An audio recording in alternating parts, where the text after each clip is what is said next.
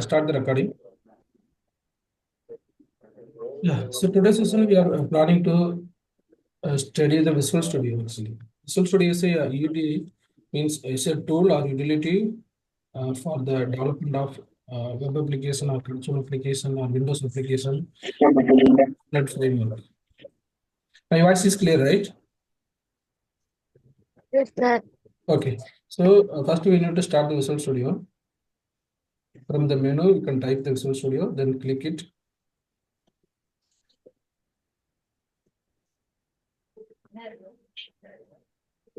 Yeah, here there are multiple options. As of now, we can use this one. Create new project. Yeah, for the learning purpose, first we will create the console application. Then we will create a web application later. Actually, our project is coming under web application. But as of now, we are going to create console application just for learning the C#. So here I have selected the console. Language is C#. Then this one we are developing using .NET Core. It can support the different operating system because .NET Core is platform independent. So it can work on Linux as well as Mac OS as well as Windows. Also, this project type is console. So I have selected this template. Then I am clicking the next button. Then give the name. So I am giving the test project. Then this is the location where the files is getting saved. This is the solution name. Then I'm clicking next. Then create. This is a framework under which we are going to develop. There are multiple versions of .NET framework. As of now, we have selected the latest framework. It is .NET 8.0. But this one, we need to check whether the framework is installed on our machine or not. But while installing the Visual Studio, this latest version will get installed. In case if you want to develop any other different version of .NET framework, that we need to install separately. That you can download and install. Yeah, the project is initiated. This is the solution. Here, you can go to this view menu. Then click this Solution Explorer. Then you can get this window. In this window, this is the project name. This is the file. Here you can write the code, whatever you want. So what are the programming language you know already?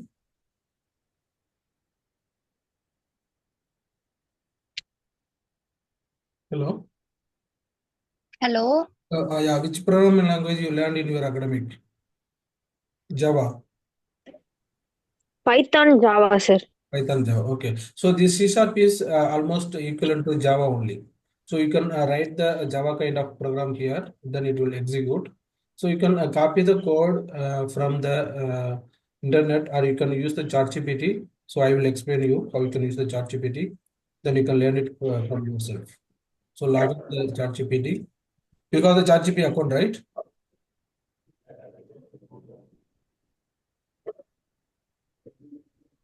ChatGPT account இருக்குல்ல உங்களுக்கு எல்லாத்தையும்? No, sir. இல்ல. அதை நீங்கள் இல்லைன்னா first create பண்ணிடுங்க. அதோட link இந்த லிங்க்ல போயிட்டு நீங்கள் ChatGPT அக்கௌண்ட் கிரியேட் பண்ணிட்டீங்கன்னா உங்களால் கோடு வந்து ஈஸியாக அதுவே கொடுக்கும். நீங்கள் கோடு என்னன்னு கேட்டிங்கன்னா அதுவே கொடுக்கும். உங்களுக்கு ஈஸியாக இருக்கும் பண்ணுறதுக்கு. நீங்களா சர்ச்லாம் பண்ண வேண்டிய தேவையில்லை. நான் சாம்பிள் எப்படின்னு காமிக்கிறேன். ஓகே. ஸோ ஒன்ஸ் நீங்கள் அக்கௌண்ட் கிரியேட் பண்ணிட்டு லாகின் பண்ணிட்டீங்கன்னா இந்த மாதிரி யூஆர்எல் வரும். இந்த யூஆர்எல் இந்த சேனலில் போயிட்டு நீங்கள் டைப் பண்ணலாம். Right here C# console program to add two numbers. Just I am asking to write a program to add two numbers. The language is C#, then project type is console. Then you can click here. Then it will write the program. See, it returned. Then you can copy this code. Then you can go to your Visual Studio. Yeah, here you can paste it. The first line, you can delete the code, existing code. Yeah, now the code is here. This code, this one is the library. It means it's a library it is already existing library. We are going to use some functions from this library. That's why we are referring the namespace. Then this is the name of the main class. Then this is the main function. In this function, we have the code. So we have declared the three variable. Two variable is for input. One variable is for output. This is the data type. Then we are writing some code. This console.write means it will write this value right in the script. It will it's like a print statement or system.out statement in Java. So it will write the value in the console. Then we can read it, this one will read what are the value you are giving in the console. It will read, then it will convert it to number. The same like we are getting another number. This is a number 2. Here we are adding this 2 number. Then we are assigning this result to sum. Here we are displaying or writing this result to the console. So this is the number 1. This is the number 2. This is the result. This is the format actually. So எங்கே இந்த மாதிரி இந்த brace போட்டு 0 போட்டிருக்குமோ அந்த இடத்துல first பராமீட்டரோட value print ஆகும். Next 1 போட்டிருக்க இடத்துல இந்த செகண்ட் பராமீட்டரோட வேல்யூ பிரிண்ட் ஆகும். இந்த பிரேஸ் போட்டு செகண்ட் தேர்ட் போட்டிருக்கணும் இந்த parameter 0th parameter, first parameter, second parameter இந்த சேவ் ஆகும். இந்த ஸ்கிரீன்ல பிரிண்ட் ஆகும்போது இந்த மாதிரி ஃபார்மேட்ல பிரிண்ட் ஆகும். ஃபார் எக்ஸாம்பிள் நீங்கள் இப்போ வந்து 4,5ன்னு கொடுத்தீங்கன்னா the sum of 4 and 5 is 9 அப்படின்னு பிரிண்ட் ஆகும் ரிசல்ட். இதுதான் இந்த ப்ரோக்ராமுடைய அவுட்புட்டு. இந்த ரீட் கீன்றது வெயிட் பண்ண கொஞ்சம் நேரம் நம்ம கீ கொடுக்குறதுக்காக அதுலேயே ஸ்கிரீனில் நம்ம அவுட்புட்டை பார்த்துக்கலாம். நான் இப்போ இந்த ப்ரோக்ராம் ரன் பண்ணுறேன்.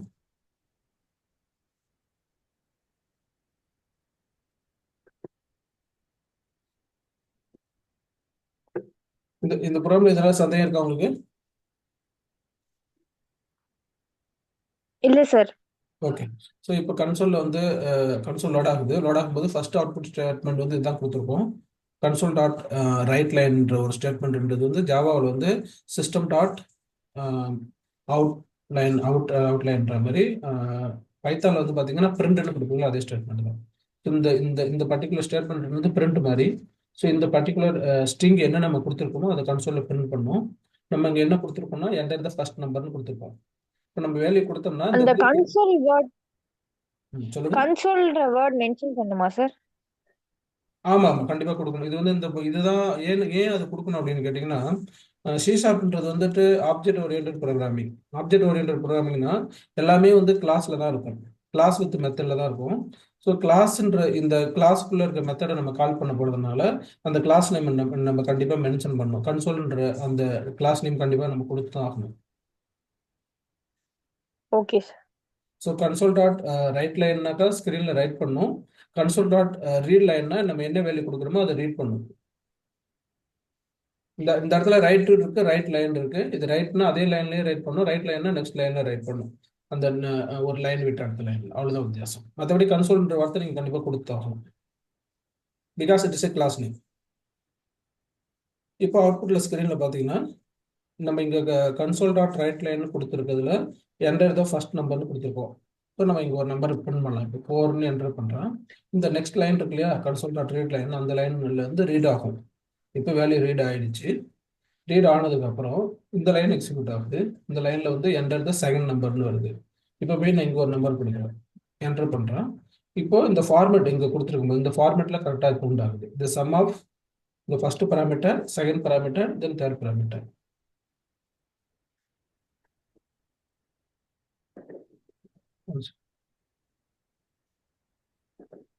One second. சார் இந்த கோடிங் பேஜுக்குள்ள எப்படி சார் போகணும்? ஒரு நிமிஷம் இருங்க. இது முடிச்சுட்டு சொல்றேன். ஃபுல்லாக எக்ஸிக்யூட் ஆகி முடிஞ்சிருச்சு. I'm stopping the program. இந்த கோடுக்குள்ள போகும்போது ஃபர்ஸ்ட் ப்ராஜெக்ட் இங்கே கிரியேட் பண்ணும்போது ஃபைல் நியூ ப்ராஜெக்ட் இங்கே போய் கன்சோல் அப்ளிகேஷன் கொடுத்துட்டு இந்த இடத்துல கன்சோல் அப்ளிகேஷன் கொடுத்துட்டீங்கன்னா ஒரு ப்ராஜெக்ட் கிரியேட் ஆகும். ப்ராஜெக்ட் கிரியேட் ஆகுதுன்னா இந்த நேம் கொடுத்துருவோம். இப்போ நான் டெஸ்ட் 2 கொடுக்குறேன், கொடுத்துட்டு நெக்ஸ்ட் கொடுக்குறேன், கிரியேட்.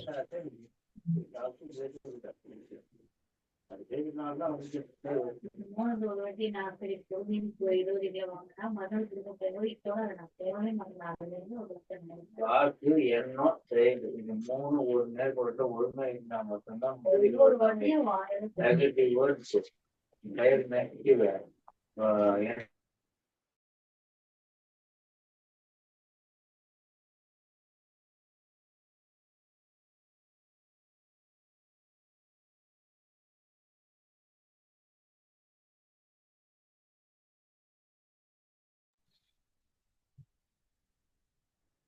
Hello.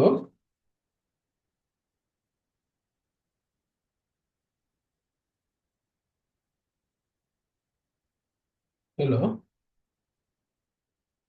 கேக்குதுங்களா நான் பேசுறது? எஸ் சார் கேக்குது சார். ஓகே, இந்த ஒரு ப்ராஜெக்ட் புதுசாக கிரியேட் பண்ணும்போது ப்ராஜெக்ட் கிரியேட் ஆகிடும். இங்கே வந்து டெஸ்ட்ன்ற அது ப்ராஜெக்ட் நேமு, இதுக்குள்ள program.cs இருக்கு இல்லைங்களா, இதை டபுள் கிளிக் பண்ணிங்கன்னா இந்த கோடு வரும். இந்த விண்டோ வர வைக்கிறதுக்கு, இந்த விண்டோ இன்கேஸ் இந்த விண்டோவே க்ளோஸ் ஆயிருந்துச்சுன்னா இந்த விண்டோ வர வைக்கிறதுக்கு இங்கே போகணும். இந்த வியூன்னு ஒரு மெனு ஒன்று வரும். இந்த வியூன்ற மெனு கிளிக் பண்ணிங்கன்னா சொல்யூஷன் எக்ஸ்ப்ளோரர்னு ஒன்று வரும். இந்த சொல்யூஷன் எக்ஸ்ப்ளோர் கிளிக் பண்ணும் பொழுது இந்த விண்டோ ஓப்பன் ஆகும்.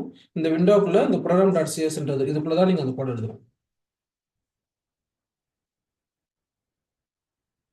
புரியுதுங்களா?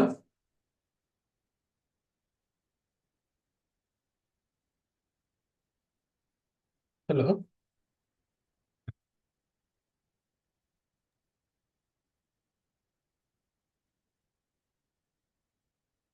ஹலோ. ஹலோ, அது இன்னொரு வாட்டி சொல்லுங்க சார். ஓகே, நீங்கள் ஃபர்ஸ்ட் இந்த ஃபைல் மெனு கிளிக் பண்ணிட்டு நியூ மெனுவில் போயிட்டு ப்ராஜெக்ட்னு கிளிக் பண்ணணும். இது வந்து புதுசாக ப்ராஜெக்ட் கிரியேட் பண்ணுறதுக்கு இந்த நியூ ப்ராஜெக்ட் கிளிக் பண்ணீங்கன்னா இங்கே கன்சோல் ஆப்னு ஒரு ஆப்ஷன் வரும். இந்த கன்சோல் ஆப்பை கிளிக் பண்ணிட்டு இங்கே போயிட்டு கன்சோல் ஆப் அப்படின்னு கிளிக் பண்ணி கிரியேட் கொடுத்தீங்கன்னா புதுசாக ஒரு ப்ராஜெக்ட் கிரியேட் ஆகும். அதுக்கு நேம் நீங்கள் கொடுத்துக்கலாம், என்ன நேம் வேணுமோ கொடுத்துக்கலாம். இதுதான் அந்த ஃபோல்டர் எங்கே கிரியேட் ஆகுதுன்றது. கொடுத்துட்டு நெக்ஸ்ட்னு கொடுத்தீங்கன்னா ப்ராஜெக்ட் கிரியேட் ஆகும். இதுவும் கிரியேட் கொடுத்தீங்கன்னா ப்ராஜெக்ட் கிரியேட் ஆகிடும். இப்போ ப்ராஜெக்ட் கிரியேட் ஆனதும் இந்த விண்டோ ஓப்பன் ஆகிருக்கும், சொல்யூஷன் எக்ஸ்ப்ளோர்னு விண்டோ. இன்கேஸ் இது ஓப்பன் ஆகலை அப்படின்னா இந்த வியூன்னு ஒரு மெனு இருக்கும். இந்த வியூவில் மெனுவில் போயிட்டு இந்த சொல்யூஷன் எக்ஸ்ப்ளோரர் அப்படின்னு கிளிக் பண்ணிங்கன்னா இந்த விண்டோ ஓப்பன் ஆகும். இதுக்குள்ள program.csன்னு ஃபைல் இருக்கும். இதை டபுள் கிளிக் பண்ணிங்கன்னா இந்த இந்த இந்த விண்டோ ஓப்பன் ஆகிடும். கோடு விண்டோ எங்கே கோடு அடிக்கணும் அந்த விண்டோ.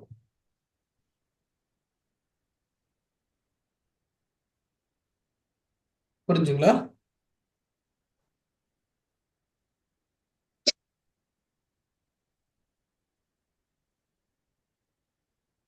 ஹலோ. புரியுது சார். ஓகே, இப்போ இந்த இந்த இடத்துல என்ன லைன் எழுதிருக்கோம்னா console.லைட் லைன் எழுதிருக்கோம். இதுக்கு அடுத்தல இன்னொரு லைன்ஸ் எழுதிக்கோங்க, இந்த ஸ்கிரீன் ரீட் லைன் சொல்லிட்டு. அப்பதான் கொஞ்ச நேரம் கன்சோல் வெயிட் பண்ணலன்னா அப்படியே வந்துட்டு போயிடும். console.read லைன் அப்படின்னு அடிச்சிருக்கீங்கன்னா நம்ம எதுவும் இன்புட் கொடுக்கறதுக்காக வெயிட் பண்ணோம். அது வழியாக ஸ்கிரீன்ல என்ன இருக்குன்னு பார்த்துக்கலாம். இதை நான் இப்போ ரன் பண்றது அப்ளிகேஷனை ரன் பண்றதுக்கு இந்த இடத்துல ஒரு ரன்னு ஒரு பட்டன் ஒன்று இருக்கும். அப்படி இல்லைன்னா கூட கீழே வந்துட்டு F5 அப்படின்ற கீயை ப்ரெஸ் பண்ணீங்கன்னா ரன் ஆகிடும். இப்போ இங்க வந்து என்ன பிரிண்ட் ஆயிருக்கு பாருங்க. இந்த இடத்துல நான் ஹலோ வேர்ல்டுன்னு இங்க கொடுத்துருக்கேன்னா console.write லைன்னு சொல்லிட்டு அதுல இருந்து வரக்கூடிய அது வந்து இங்க ரைட் பண்ணிருக்கு. இது வந்து பைத்தான்ல வந்து பிரிண்ட் மாதிரி, ஜாவாவில் வந்துட்டு system.out அப்படின்னு கொடுப்போம்ல அது மாதிரி, system.outline அப்படின்னு கொடுப்போம் இல்லையா, அது மாதிரி ஒரு அவுட்புட் ஸ்டேட்மெண்ட். அவ்வளவுதான். இதுக்கப்புறம் நீங்க என்ன ஃபங்க்ஷன் எழுதணும்னு நினைக்கிறீங்களோ அதை நீங்க எழுதலாம். இப்போதைக்கு நான் என்ன உங்களுக்கு ஹெல்ப் பண்றேன்னா, நீங்க சாட்ஜிபிட்டியில் போயிட்டு நீங்க என்னென்ன ப்ரோக்ராம் வேணும்னு கேட்டுக்கலாம். சாட்ஜிபிட்டியில் ஒரு அக்கௌண்ட்டை கிரியேட் பண்ணிக்கோங்க. அதுக்கான URL இதுதான், ஆல்ரெடி போஸ்ட் பண்ணியிருக்கேன். அதுக்குள்ள போயிட்டு நீங்க என்ன ப்ரோக்ராம் எழுத சொல்றீங்களோ அது எழுதும். இதே மாதிரி நீங்க என்ன வேணாலும் எழுத சொல்லலாம். இப்போ நான் வேற ஒரு ப்ரோக்ராம் எழுத சொல்றேன் பாருங்க. Right here C# console program to generate odd number series. Odd number series still 100. இப்படின்னா ஒரு 100 வரைக்கும் ஆட் நம்பர் ஜெனரேட் பண்ணுறதுக்கான ப்ரோக்ராம் கொடுங்க அப்படின்னு கேட்குறேன். இதை ப்ரோக்ராம் எழுதுது பாருங்க, லூப் வச்சு எழுதி, ஃபார் லூப் வச்சு. நீங்கள் அந்த ப்ரோக்ராம் அப்படியே காப்பி பண்ணிக்கலாம். இதுக்கான எக்ஸ்பிளனேஷன் கொடுத்துரும். நீங்கள் இதை படிச்சே தெரிஞ்சுக்கலாம். என்ன கொடுத்துருக்குன்னு சொல்றது நீங்களே படிச்சு தெரிஞ்சுக்கலாம். இப்போ நான் அந்த கோடை காப்பி பண்ணுறேன். காப்பி பண்ணி அந்த ப்ராஜெக்ட்டுக்கு போகிறேன். இது எல்லாத்தையும் ரிமூவ் பண்ணிடுங்க, ஆல்ரெடி இருக்கிறது எல்லாத்தையும். இப்போ இங்கே போய் பேஸ்ட் பண்ணிடுங்க. பேஸ்ட் பண்ணதுக்கப்புறம் ரன் ஆகும், வந்துடுச்சு. இந்த ப்ரோக்ராம் என்ன இருக்குன்னா மெயின் ஃபங்க்ஷன். இது வந்து மெயின் கிளாஸ் கண்டிப்பாக இருக்கணும் ஸ்ட்ரக்சரு. இது மெயின் ஃபங்க்ஷன். இதுக்குள்ளே லூப் போடுறோம். லூப் வந்து 1ல் ஸ்டார்ட் ஆகி 100 வரையும் போகுது. இதுக்குள்ளே ஆட் நம்பர் மட்டும் பிரிண்ட் பண்ணுறதுனால நம்ம மாடுலஸ் வச்சு செக் பண்ணுறோம். ஏன்னா 2ஆல் டிவைட் ஆகலை அப்படின்னா அதுதான் ஆட் நம்பர். டிவைட் ஆனாக்கா அது வந்து ஈவன் நம்பர். ஏன்னா ரிமைண்டர் 2ஆல் டிவைட் பண்ணி 0 கொடுக்காது இல்லையா, அதனால. ஸோ இப்போ நான் இந்த ப்ரோக்ராம் ரன் பண்ணுறேன். சேவ் பண்ணிவிட்டு இங்கே போய் பில்டுன்னு கொடுத்து ரீபில்ட் சொல்யூஷன் அப்படின்னு கொடுத்துட்டு இந்த இடத்துல ஒரு ஆப்ஷன் ரன் பண்ணுறதுக்கு இது இது பண்ணலாம், இல்லைனா F5 கீ ப்ரெஸ் பண்ணலாம். ரன் பண்ணிங்கன்னா அவுட்புட் இங்கே பிரிண்ட் ஆகிடுச்சு பாருங்க. ஒன்லி ஆட் நம்பர் மட்டும் பிரிண்ட் ஆயிருக்கு. இதே மாதிரி வேறு ப்ரோக்ராம் நீங்கள் என்னென்னலாம் பண்ணணுன்றீங்களோ பண்ணலாம். இதே மாதிரி இல்லாமல் நீங்கள் எதனாவது ஒரு சைட்டில் போய் படிச்சுக்கலாம். எத்தனை சைட் இருக்குது, இந்த ஸ்கூல் இருக்குது, www.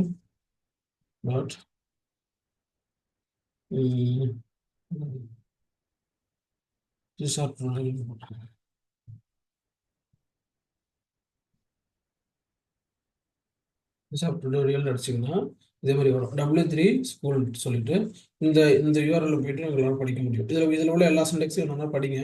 ஏதாவது சந்தேகம்னா இந்த வாட்ஸ்அப் குரூப்பில் போஸ்ட் பண்ணுங்க, நான் எக்ஸ்பிளைன் பண்ணுறேன்.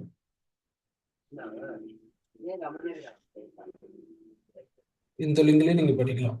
இதில் போயிட்டு ஒன்றா சிலபஸ் இங்கே போய் பாருங்கள்.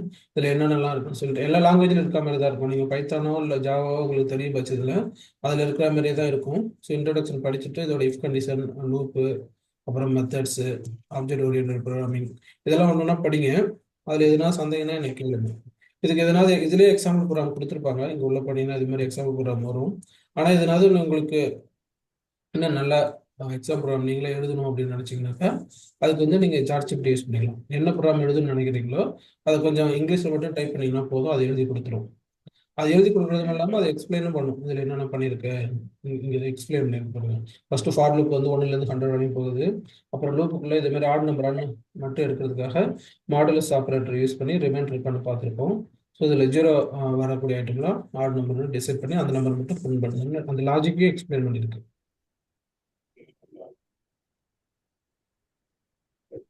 ஃபர்ஸ்ட் இதை நீங்கள் இந்த ஒரு 2-3 நாள் படிச்சிங்க, இது பண்ணீங்க அப்படின்னா நம்ம நெக்ஸ்ட் அதுக்கு அடுத்தது என்னன்றதை பார்க்கலாம். இதில் உள்ள எதனால கொஞ்சம் ஒரு பேசிக் ப்ரோக்ராமிங் மட்டும் கற்றுட்டிங்கன்னா நெக்ஸ்ட் வந்து வெப் அப்ளிகேஷன் எப்படி அப்படின்னு பார்த்தீங்கன்னா அப்புறம் நான் என்னுடைய அந்த நம்ம வச்சிருக்க கோடை நான் ரன் பண்ணி காமிப்பேன். அது எப்படி ரன் பண்ணுறது அப்படின்னு. அதில் என்ன வெப் அப்ளிகேஷன் மல்டிபிள் லேயர் இருக்கும். அதை பற்றி தெரிஞ்சதுக்கு முன்னாடி பேசிக்காக அந்த ப்ரோக்ராம் பற்றி கொஞ்சம் நீங்கள் தெரிஞ்சுக்கணும். அதுக்கு ஒரு 2 days எடுத்துக்கோங்க. ஒரு டெய்லி ஒரு 2 hours இதுக்காக ஸ்பெண்ட் பண்ணி இதை பற்றி படிங்க. ஆப்ஜெக்ட் ஓரியன்டட் ப்ரோக்ராமிங் பற்றி தெரியும் சொல்லுங்க. படிச்சுட்டு தான் சார் இருக்கோம். ஆமாம் படிங்க. படிச்சுட்டு எதனாவது கொஸ்டின் இருந்தால் அந்த இதில் போஸ்ட் பண்ணுங்க. உங்களுக்கு சந்தேகம் இருந்தால் நான் ஏதாவது கிளாஸ் செட் பண்ணி முடிஞ்சால் என்ன முடியலன்னா நான் என்ன கொஸ்டின் கேட்குறீங்களோ அதுக்கு மட்டும் வாய்ஸ் ரெக்கார்ட் பண்ணி அனுப்புகிறேன். அப்படி இல்லைன்னா உங்களுக்கு தேவைன்னா வீக்லி ஒன்ஸ் செஷன் மாதிரி செட் பண்ணுறேன். முக்கியமாக இந்த ஆப்ஜெக்ட் ஓகே. ஓரியன்டட் ரொம்ப முக்கியமானது. இந்த கான்செப்டையும் படிங்க. இதில் ஏதாவது கொஸ்டின் இருந்தால் கேட்டுருங்க. ஜாவாவிலலாம் இருக்க மாதிரி தான். ஜஸ்ட் நம்ம எல்லா என்டிட்டியுமே ஆப்ஜெக்டாக கன்சிடர் பண்ணுவோம். ஒரு ஒரு ஒரு அப்ளிகேஷன் டெவலப் பண்ணுறோம்னா இப்போ நம்மளோட அப்ளிகேஷனை பொறுத்தளவுக்கு மல்டிபிள் என்டிட்டி இருக்கும். என்னென்ன என்டிட்டிலாம் நம்ம அப்ளிகேஷன் நம்ம டெவலப் பண்ண போகிற ப்ராஜெக்டில் வரும் அப்படின்னா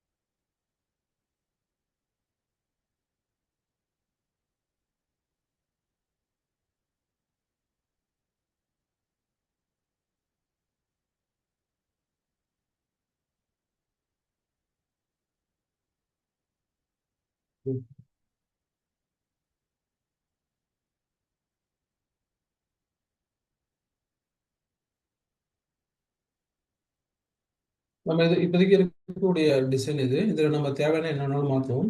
ஃபர்ஸ்ட் யூசர்ஸ் அப்படின்னா என்னென்னா இந்த அப்ளிகேஷனை யாரெல்லாம் யூஸ் பண்ண போறாங்களோ அவங்கெல்லாம் யூசர் என்டிட்டியில் வருவாங்க.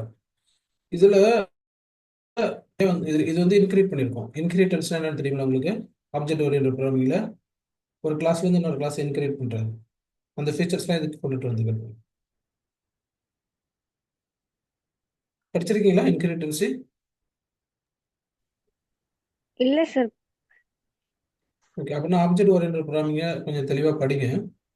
இந்த ஸ்கிரீன்ல இருக்கு பாருங்க. ஹூப்ஸ் கான்செப்ட்னா என்னன்னா, இப்போ நீங்க பைத்தானோ இல்லை ஒரு ப்ரோக்ராமிங் லாங்குவேஜ் எது படித்தாலும் அதுக்குள்ள ஃபங்க்ஷன்ஸ்னு வரும் இல்லையா? மல்டிபிள் ஆமா சார். அந்த ஃபங்க்ஷன்ஸ் எல்லாம் வந்து ஒரு கிளாஸ்ல எழுதுவோம். கிளாஸ்ல ஏன் எழுதுவோம்னா, கிளாஸ்ன்றது ரிலேட்டட் டு ஆப்ஜெக்டா இருக்கும். ஃபார் எக்ஸாம்பிள் இப்போ ஒரு ப்ராஜெக்ட் நம்ம பண்ணும் பொழுது எம்ப்ளாயீஸ் இருக்காங்கன்னா அந்த எம்ப்ளாயீஸ்க்கு ரிலேட்டடான எல்லா ப்ராப்பர்ட்டியும் இந்த கிளாஸ்க்குள்ள இருக்கும். இதுதான் எம்ப்ளாயின்றது ஒரு கிளாஸ். இந்த கிளாஸ்ல எம்ப்ளாயோட இன்ஃபர்மேஷன் தான் இருக்கு. எம்ப்ளாயோட ஐடி என்ன, அவங்களுடைய நேம் என்ன, அவங்களுடைய பொசிஷன் என்ன, அவங்களுடைய கார்டு நம்பர் என்ன, அவங்க இப்போதைக்கு ரிலீவ் ஆயிட்டாங்களா, ஒர்க் பண்ணிட்டு இருக்காங்களா, அவங்களோட ஸ்டேட்டஸ் என்ன, இதெல்லாம் அவங்களுடைய இன்ஃபர்மேஷன் டேட்டா. இந்த டேட்டாவும் அதுக்கப்புறம் அவங்களுக்கு ஃபங்க்ஷனாலிட்டி இருக்கும். அந்த ஃபங்க்ஷனாலிட்டி இப்போ எம்ப்ளாயிக்கு மேலே என்னென்னலாம் ஃபங்க்ஷனாலிட்டி இருக்கோ அந்த ஃபங்க்ஷனாலிட்டி ஒரே கிளாஸ்லேயே நம்ம எழுதுவோம். கிளாஸோடைய பர்பஸ் என்னென்னா, ஒரு ஒரு பர்டிகுலர் கிளாசிஃபிகேஷன்னா மாடுலார் மாடியூல் பண்ணுறது. இதுக்கு முன்னாடி ப்ரொசீஜரல் ஓரியன்ட் ப்ரோக்ராமிங்னு சொல்லுவோம். அதில் என்ன செய்வோம்னா, ஒரு பர்டிகுலர் அப்ளிகேஷன் டெவலப் பண்ணும்போது அதில் உள்ள எல்லா என்டிட்டிக்குமான ஆப்ரேஷன்ஸ்க்கான ஃபங்க்ஷனையும் ஒரே இடத்துல எழுதுவோம். தனியாக கிளாஸிஃபை எதுவும் பண்ண மாட்டோம். அதனால என்ன ட்ராபேக்னா, நம்மளால மெயின்டைன் பண்ண முடியாது. அப்ளிகேஷன் ரொம்ப பெருசாக போகும்போது மல்டிபிள் என்டிட்டி இருக்கும். ஒவ்வொரு என்டிட்டிக்கும் தனித்தனியான ஆப்ரேஷன்ஸ் இருக்கும், தனித்தனியான ஃபங்க்ஷன்ஸ் இருக்கும்போது எல்லாத்தையும் கிளாஸிஃபை பண்ணாமல் இருக்கிறதுனால கண்ட்ரோல் பண்ண முடியாது. இப்போ நம்ம கிளாஸிஃபை பண்ணுறதுனால ஈஸியாக கண்ட்ரோல் பண்ண முடியும். ஏன்னா இந்த எம்ப்ளாயினா எம்ப்ளாயி ரிலேட்டடான இன்ஃபர்மேஷன் இந்த கிளாஸில் இருக்கும். நெக்ஸ்ட் வந்துட்டு இப்போ வேற எதனாவது ஒரு என்டிட்டி இருக்கணும், லாக் அப்படின்னா அதுக்கு ரிலேட்டடான இன்ஃபர்மேஷன்ஸ் மட்டும்தான் இதில் இருக்கும். ஸோ இப்போ தனித்தனியாக ஒவ்வொரு என்டிட்டியுக்குமான இன்ஃபர்மேஷன்ஸ், டேட்டா அண்ட் ஃபங்க்ஷன்ஸ் எல்லாமே கிளாஸிஃபை பண்ணுறதுனால நமக்கு வந்துட்டு மெயின்டைன்மெண்ட் வந்து ஈஸியாக இருக்கும்.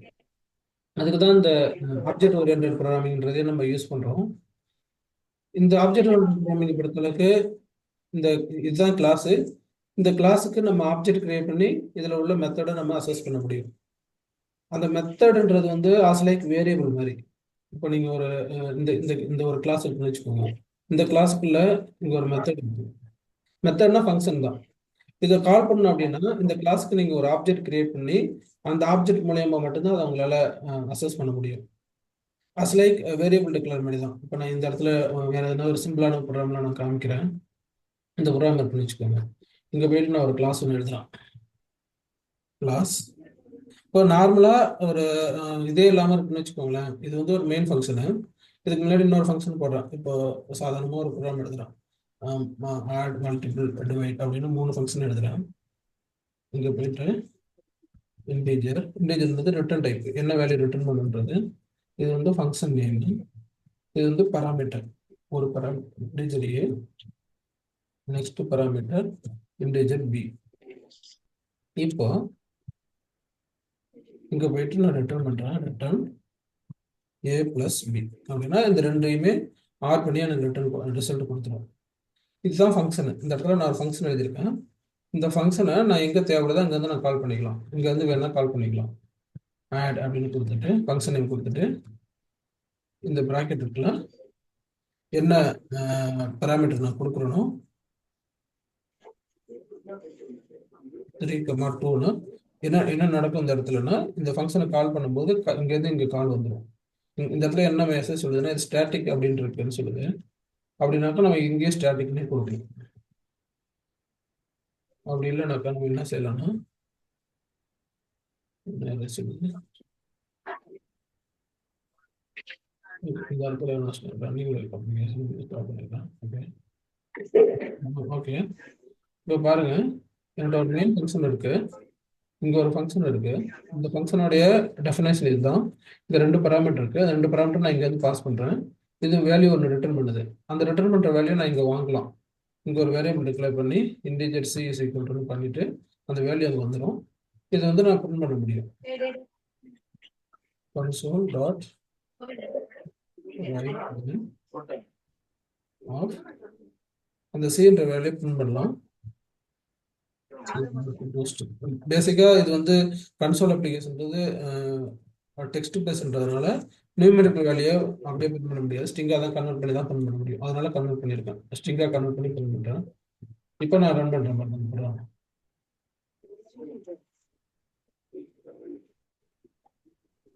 இங்க 3,4 கொடுத்துருக்கேன். அது இங்க வந்து ஆட் ஆயிட்டு ரிசல்ட் 7 அப்படின்றது இங்க பிரிண்ட் ஆயிடும். இங்க பிரிண்ட் ஆயிட்டு பாருங்க 7 சொல்லிட்டு. இதை நான் ஸ்டாப் பண்ணிட்டு பிரேக் பாயிண்ட் வச்சு ஒன்று காமிக்கிறேன் எங்கே போகுதுன்னு. இந்த இடத்துல கிளிக் பண்ணீங்கன்னா பிரேக் பாயிண்ட் வந்துடும். இங்கே போயிட்டு என்ன பண்ணலாம்னா ரன் பண்ணும்போது ரன் பண்ணுறீங்கன்னா எங்கே பிரேக் பாயிண்ட் வச்சிருக்கோமோ அங்கே கண்ட்ரோல் நிற்கும்.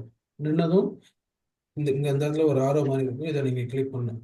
இல்லைன்னா F10 கீ ப்ரெஸ் பண்ணால் லைனாக போகும்.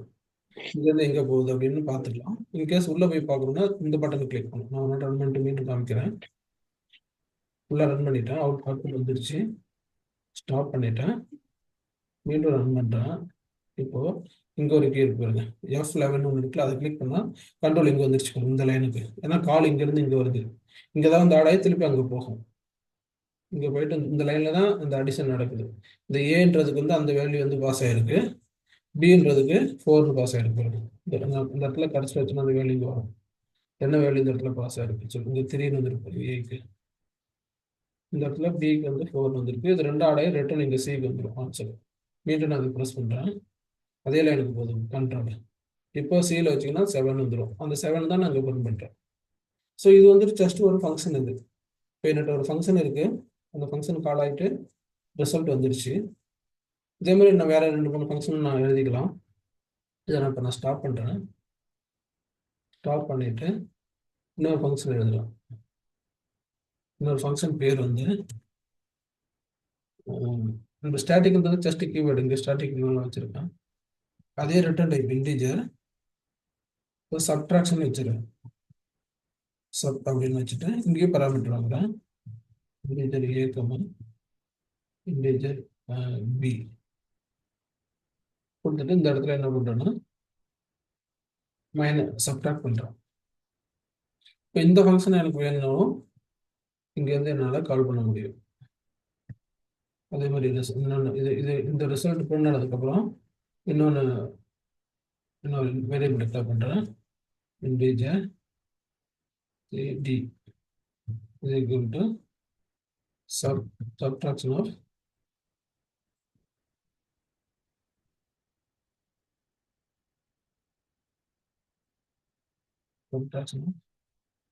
a comma இடத்துல b comma a கொடுத்துக்கிறேன். ஏன்னா பெரிய பெருசாக இருக்கு. b comma a ரெண்டையுமே சப்ட்ராக்ட் பண்ணுறேன். என்னாலும் கொடுத்துக்கலாம். ஸோ இந்த வேல்யூ வந்துட்டு இங்கே வரும். உங்களுக்கு இந்த ஏவுக்கு வரும். இந்த வேரியபிள் சம்மந்தம் இல்லை. நீங்கள் இங்கே வேறு நேமில் கூட வேரியபிள் வச்சுக்கலாம். இங்கே வந்து ஃபார் எக்ஸாம்பிள் T1 T2 கூட வச்சுக்கலாம். அந்த வேரியபிளுக்கு இதுக்கு எந்த சம்மந்தமும் கிடையாது. இங்கே வந்து T1 இப்படியோட வச்சுக்கலாம். இப்போ என்னன்னா ஓகே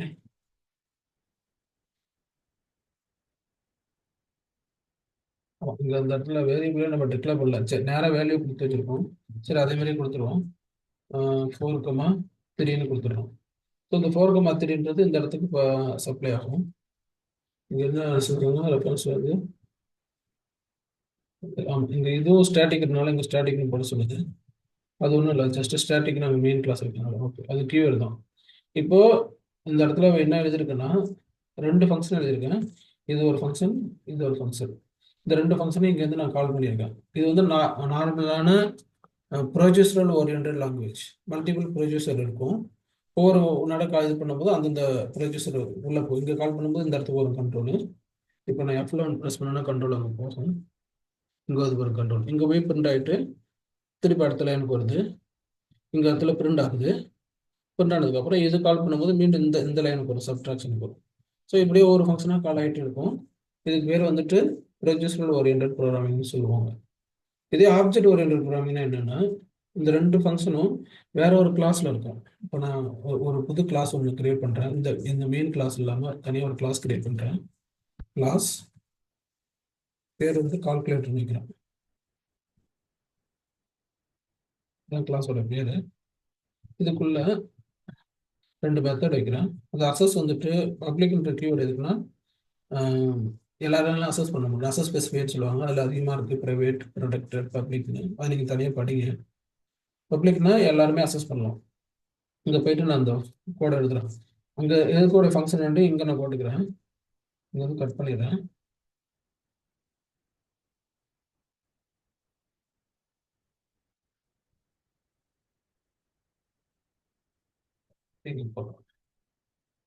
இப்போ இந்த இடத்துல ஒன்று பண்ணிக்கிறேன்.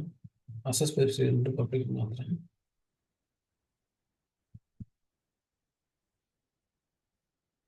இப்போ இது ஒரு கிளாஸு. இந்த கிளாஸ்க்குள்ள 2 மெத்தட் இருக்கு. இந்த மெத்தடை நான் இங்கே கால் பண்ணேன்னா டேட்டா ஃபங்க்ஷன் நேம் வச்சு பண்ண முடியாது. இந்த பர்டிகுலர் கிளாஸுக்கு ஒரு இன்ஸ்டன்ஸ் கிரியேட் பண்ணணும், ஆப்ஜெக்ட் கிரியேட் பண்ணணும். அது எப்படி பண்ணுறதுன்னா இந்த இடத்துல போயிட்டு இந்த கிளாஸ் நேம், அதுக்கப்புறமேல ஆப்ஜெக்ட் நேம். ஆப்ஜெக்ட் நேம் வந்து நான் கால்சின்னு வச்சுக்கிறேன். கால்சி இஸ் ஈக்குவல் டு இந்த நியூன்னு ஒரு ஆப்ரேட்டர் கொடுக்கணும். கொடுத்துட்டு இந்த கன்ஸ்ட்ரக்டர் நேம் கொடுக்கணும். கன்ஸ்ட்ரக்டர்னா அதே கிளாஸ் நேம்லேயே open brace and close brace கொடுக்கணும். கொடுத்தா அந்த ஆப்ஜெக்ட் கிரியேட் ஆகிடும். இந்த ஆப்ஜெக்ட் வச்சு தான் இந்த மெத்தட்லாம் கால் பண்ண முடியும். கால்சி இதுதான், இதுக்கு பேர் தான் ஆப்ஜெக்ட் ஓரியன்டட் ப்ரோக்ராம். திருப்பி இங்கே போயிட்டு அதே மாதிரி கிளாஸ் நேம் அந்த ஆப்ஜெக்ட் நேம் கொடுக்கணும். ஆப்ஜெக்ட் நேம் டாட் இந்த மெத்தட். இப்போ அதே தான் கால் ஆகும். ஆனால் என்ன வித்தியாசம்னா இந்த மெத்தடெல்லாம் இந்த கிளாஸ்க்குள்ள இருக்கு. தனியாக ப்ரொசீஜர் ஓரியன்டாக இல்லாமல் ஆப்ஜெக்ட் ஓரியன்டாக பண்ணுறோம். இந்த இடத்துல ஆப்ஜெக்ட்ன்றது எதுனா இந்த கால்ஸ்ன்றது ஆப்ஜெக்ட். இந்த ஆப்ஜெக்ட்ன்றது எப்படி நம்ம கிரியேட் பண்ணுவோம்னா object create for the class. கிளாஸ்னா என்னன்னா இது ஒரு டெம்ப்ளேட், ஒரு மாடல் மாதிரி. அந்த மாடல் வச்சு புதுசு புதுசாக ஒரு ப்ராடக்ட் உருவாக்கலாம். ஒரு மோல்டு இருக்குன்னு வச்சுக்கோங்க. அந்த மோல்டு இருக்கும். ஒரு எதனாவது ஒரு பொம்மை செய்யறதுக்கு ஒரு மோல்டு வச்சுக்கோங்க ஃபர்ஸ்ட். அந்த மோல்டில் வந்துட்டு எதனாவது ஒரு மெட்டீரியலை லிக்விட் ஃபார்மில் ஒர்க் பண்ணாங்கன்னா அதுலேருந்து அந்த பொம்மை வரும்.